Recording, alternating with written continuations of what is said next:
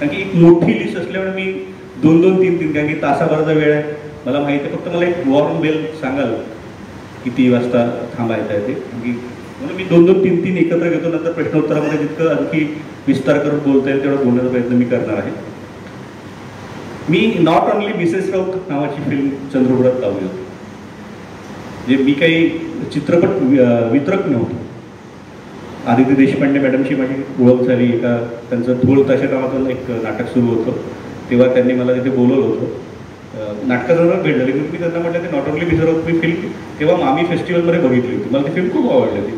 मी त्यांना म्हटलं किती छान फिल्म्स असतात म्हटलं. आणि मामी फेस्टिवल मी खूप बघायचो त्या दरम्यान.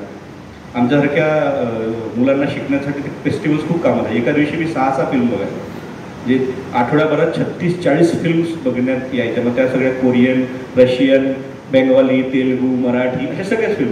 तर मी त्यांना म्हटली ही आमचं त्या काळात म्हणजे तुम्हालाही माहीत असेल आपल्या भागात मराठी फिल्म खूप लागत नव्हत्या, फार मोजके लागत. तर मला नेहमी वाटायचं की ह्या फिल्म्स आपल्या भागात का नाही लागत, त्या लागल्या पाहिजे, या फिल्म्स आल्या पाहिजे. मी त्यांना असंच म्हणालो आदिती मॅडमना. म्हटलं फिल्म जर लावायची असेल तर काय करायचं, थिएटरला जाऊ ना म्हणे, घेऊन जातो पेटी. तेव्हा पेटी असायच्या, आता ज्याकडे सगळं सॅटेलाईट होतं तेव्हा त्या फिल्मच्या पेट्या असायच्या. आणि माझी नेमकी उत्तरवारांची फार चांगली ओळखी होती. दोघंही कार्तिक भाऊ किंवा अमोल भाऊ आणि राधाकृष्ण टॉकीज हक्काची टॉकीज होती. तर त्यांच्याशी माझी ओळखी होती. ते म्हणाले सुशील तू जातो तू लाव एखादी फिल्म. मग त्यांनी मला इकडून हिरवी झेंडी होती की ही आपली टॉकीज आहे, तू काही टेन्शन घेऊ नको, लॉस प्रॉफिट आपण नंतर बघू, तू फिल्म लाव. आणि तेव्हा मला पैशाची गरज खूप होती, कारण स्ट्रगल करताना पैसे पाहिजे होते. या ना त्या कुठल्या ना कुठल्या तरी ठिकाणून 4 पैसे हवे, कुणासमोर हात पसरायची वेळ येऊ नये आयुष्यात, असं नेहमी मला वाटायचं. म्हणून मी प्रयत्न केले, म्हणजे कला ॲक्टर म्हणून जेवढं काम करण्याचा प्रयत्न करायचो त्यासोबत ॲक्टरच्या सोबत भूकही लागायची, त्यामुळे पैसे लागायचे. त्यामुळे या क्षेत्रात राहून काय काय करता येऊ शकतं. म्हणजे आज आता संचालन करणाऱ्यांनी सांगितलं की पथनाट्य करतो मी, शोज पण करतो मी, नाटकचं डिरेक्शनही करतो, नाटकात कामही करतो, चित्रपटात पण काम करतो, चित्रपट वितरण पण करतो, खूप सारे इव्हेंट करतो. कारण की पैसे शेवटी कमवायचे आहे, घर चालवायचं आहे, माझंही लग्न झालं आहे, मलाही 2 मुलं आहेत, तोही संसार पुढे रेटायचा आहे. त्यामुळे काम तर करावं लागणार आहे. आणि स्टार्डम हे आपण नावाला आहे, बरं हे फक्त माझं म्हणून नाही आहे. हे ज्या ज्या कलावंताचं नाव मी घेतोय ना ते सुद्धा त्यांच्या आयुष्यात तसं काम करत असतं. 24 तास. म्हणजे मी मधुरा वेलणकरची आई जेव्हा चंद्रपूरला आल्या होत्या त्या, मी त्यांना म्हणालो की अरे प्रदीप वेलणकर इतके छान ॲक्टर आहेत, छान काम करतात, खूप पैसे कमवतात. मधुरा मॅडम इतके छान ॲक्टर आहेत, खूप पैसे कमवतात, तुम्ही का बरं त्या शिक्षिकेचे पार्लेच्या शाळेमध्ये शिक्षिका आहेत त्या, मी त्यांना तुम्ही का करताय. ते मला म्हणाले की तुला कोणी सांगितलं की मी पैसे कमवायला काम करते. अरे वेळ पण जायला पाहिजे ना म्हणे, नवरा तिकडे कामावर असतो, मुलगी कामाला असते, कुणी जसं घरात मी एकटे राहून काय करतो. आणि त्यामुळे आपण जसं आपल्या घरात राहून आपण आपल्या आयुष्यात जसा विचार करतो तसं तेही कलावंत त्यांच्या आयुष्यात तसाच विचार करत असतात. आपल्याला वाटतं की त्यांची वेवलेंथ काहीतरी वेगळी असतील, हे काहीतरी वेगळंच जन्माला काही नाही, ते आपल्यासारखेच सामान्य माणसं. हा फक्त एक सामान्य, पण त्यांनी ज्या पद्धतीने टिकवून ठेवलेलं आहे, कमिटमेंट ज्या पद्धतीने ते पाळतात ते मात्र आपण पाळताना कमी जास्त होतो. हे गोष्टी त्यांच्याकडे शिकणार आहे. तसंच प्रदीप वेलणकर, मधुरा वेलणकर, आदिती देशपांडे. जेव्हा me not only Mrs Raut film लावली होती, मला आनंद होतो की not only Mrs Raut he film 10 दिवस हाऊसफुल चालली होती. हाऊसफुल. मला आदिती देशपांडे स्वतः जेव्हा आल्या पहिल्यांदा, मी त्यांना म्हटलं आठवडा झाला पॅक चाललाय शो, रोज हाऊसफुल चाललाय शो, तू नेमकं करतो काय, तू काय करतो तुझ्याकडे. त्यामुळे तुझं, मी त्यावेळेला FPS कॉलेजला जायचो, प्राचार्यांना भेटायचो, वर्गात जाऊन लेक्चर द्यायचो की रे नॉट ओनली मिसेस राऊत सारखी फिल्म बघितली पाहिजे, का बघितली पाहिजे, असं झालं तसं झालं, यावं झालं तेव्हा बऱ्याच गोष्टी सांगायचो. मग लोक ती फिल्म बघायला यायची. काय व्हायचं की FPSनी एक शो बुक करायचं आणि जनरल एक 50-100 माणसं ते यायचे ना फिल्म बघायला, त्यांना तिकीट मिळायची. ते म्हणजे तिकीट मिळत नाही, हां हाऊसफुल आहे शो. मग ती माउथ पब्लिसिटी, एखादी फिल्म हाऊसफुल होत आहे.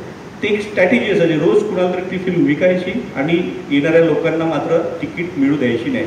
मग तीच बातमी जायची, तिकीट मिळत नाही ना त्या फिल्मची, मग सकाळी जावं लागेल. असं करून ती फिल्म जास्त चालायला लागली.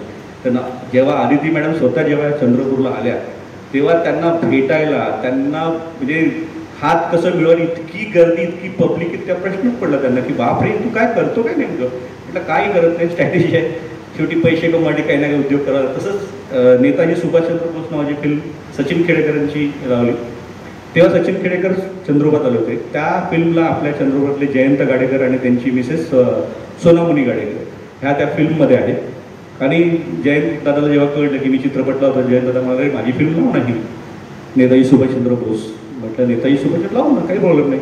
ती फिल्म मग मी त्या पद्धतीने घेतली. परत कार्तिकला म्हटलं दादा कसं करायचं, तर म्हटलं लाव. म्हटलं सचिन खेडेकर येईल का, म्हटलं हां फिल्म जर चालेल तर सचिन खेडेकर पण येतील, तू कॉन्फिडेंट आहे. म्हटलं मी तू डॅम कॉन्फिडेंट आहे म्हटलं या बाबतीत, तू काळजी नको, सचिन खेडेकर सरांना पण आणू. फिल्म फक्त चालली नाही. परत त्याच टाईप फिल्म हाऊसफुल गेली आणि सचिन खेडेकर सरांनी कमिट केलं की मी येतोय. त्या दरम्यान मी जेव्हा शो लावायचो त्यावेळेला प्रत्येक कार्यक्रमात आधी कलेक्टरांना बोलायचं. तेव्हा ते रेहमान सर खूप गाजायचे त्यावेळेला. रेहमान सरांचं एक नाव होतं त्यावेळेला, SP होते आपल्याकडे आणि ते स्वतः उद्घाटन. त्याच्यामुळे त्याचा एक वेगळाच म्हणजे मी एखादी गोष्ट चांगली होण्यासाठी जे जे प्रयत्न करतात ते करतो, त्याचा फायदा मला मात्र मग पुढे होत जाईल. सचिन खेडेकर सर स्वतः आले. त्यांना वाटलं की नॉर्मल शोला जसं तसं, त्यांना हे कळलंच नाही की गाव पेटलेलं आहे. जेव्हा ते इथे आले त्यांना समजेच ना करू काय नेमकं. आणि त्यावेळेला आता जसं सिक्युरिटी असतात 6-6, 8-8 बॉडीगार्ड असतात, तेव्हा नसाय. तेव्हा काय मी एकटाच बॉडीगार्ड. फक्त मी असं म्हटलं की लोक थांबायचे, मी म्हटलं जा म्हटलं की जाय. इतकी ताकद निर्माण व्हायला लागली होती. म्हणजे ते कसं व्हायचं माहिती नाही मला. पण त्या फिल्मच्या दरम्यान ती फिल्म इतकी हाऊसफुल झाली. तर आनंद आंबेकर तेव्हा आमचा लोकमतचा एक छान परिवार होता. तेव्हा आनंदाचा म्हणाला की 7-8 ठिकाणी उद्घाटन करावं लागतं आपल्याला. सचिन खेडेकर सर आले. मग नेताजीच्या पुतळ्याजवळ गेलो. सचिन खेडेकर म्हणाले सर मी ॲक्टर आहे, ते खरोखर नेताजी फार मोठे व्यक्ती, मी सचिन खेडेकर आहे, मी नेताजी सुभाषचंद्र बोस नाही आहे, तुम्ही मला नेताजी सुभाषचंद्र बोस सारखं ट्रीट का करताय. म्हटलं सर फॅन आहे. ते फॅन गेलं चुली, तू समजून घे म्हणे, तू त्रास होतोय मला या सगळ्या गोष्टी. मी तुला सांगितलं ना म्हणा कितीदा की मला हे सगळं नाही आवडत. अरे मी सामान्य कलावंत आहे. म्हटलं सर तुम्ही कलावंत आहे, पण लोकांनी फिल्म बघितल्या, लोकांना खूप आवडलं. आता मी त्याला काहीच नाही करू शकत. अरे पण कसं, इतके चिडलेले सचिन खेडेकर माझ्या आयुष्यात. तो फार हॉरिबल प्रसंग होता की म्हटलं आता टॅकल कसं करावं, कारण की हा बरं जाऊ शकणार नाही मला माहिती, कारण की फ्लाईटचं तिकीट बुक होतं, घेऊन जाणारा मीच होतो, पर्याय नव्हता त्यांच्याकडे. पण त्यावेळेला मला वाईटही वाटत होतं की आता कसं करायची ही सिच्युएशन टॅकल, कारण की इतका मोठा कलावंत आहे, इतकं छान पद्धतीनं त्यांनी काम केलेलं आहे. एक गोष्ट मला तिथे अभिमानानं सांगत की श्याम बेनेगलांना प्रश्न पडला होता कोण सुशील सहारे आहे. All over world Netaji Subhashchandra Bose flop झाले होते. प्रेक्षकगृहात प्रेक्षक जात नव्हते. फक्त वर्ल्डमध्ये, भारतात फक्त चंद्रपूर सारख्या ठिकाणी एक राधाकृष्ण टॉकीज होती, त्याच्यामध्ये 10 दिवस हाऊसफुल शो झाला. श्याम बेनेगल जेव्हा मला जेव्हा म्हणाले, श्याम बेनेगल विचारता कोण सुशील सहारे आहे, कोण फिल्म लावतं तिकडे, म्हणजे इतकं हाऊसफुल कसं आहे. आणि आपल्याकडे सगळे पत्रकार मंडळी इतके छान सांभाळून घेतात की फिल्मला कव्हरेज खूप छान मिळायचं, रोज नवीन नवीन गेस्ट यायचे, त्याच्यामुळे फिल्म खूप चालायची. मला आठवतं की सचिन खेडेकर सरांनी नेताजी सुभाषचंद्र बोसच्या पुतळ्याला हार टाकला. नंतर बंगालिक्यामधल्या महाकालीच्या देवीला त्यांना जबरदस्ती जावं लागलं. तिथून मग त्यांना शिंदे जी शाळा भद्रावती तिथे रास्ता रोको आंदोलन व्हायला लागलं की सचिन खेडेकर जर इथून आमच्या शाळेत येतील नाही तर आम्ही त्यांना भद्रावती क्रॉस करू देणार. तेव्हा ते फक्त इतका तो जो लुक असायचा त्यांचा माझ्याकडे बघण्याचा असा, सर मी काहीच नाही केलं, लोक थांबलेलं, मी नाही, म्हणजे ठरलेलं असायचं तसं की तसं तुम्ही आडवे या नाही त्याच्यावर ते काही थांबणार नाही आहे. ते इतका मोठा सेलिब्रिटी आहे तो काही प्रत्येक ठिकाणी थांबणार थोडी आहे. पण आता तुम्हा लोकांचं प्रेम मी कसं तोडू. म्हटलं तुम्ही मला मारल्यासारखं करा, मी मार खाल्ल्यासारखं करतो, त्याच्याशिवाय पर्याय नाही आपल्याकडे. मग त्यांनी तो मुद्दामून रस्ता रोको आंदोलन करायचे. मग मी तिथे त्यांना म्हणा सर चला ना 10 मिनिटाचा विषय आहे. मग ते जायचे, सर आपलीच फिल्म जाणार आहे ना इथे हाऊसफुल, मग त्यासाठी तेवढं करावं लागेल.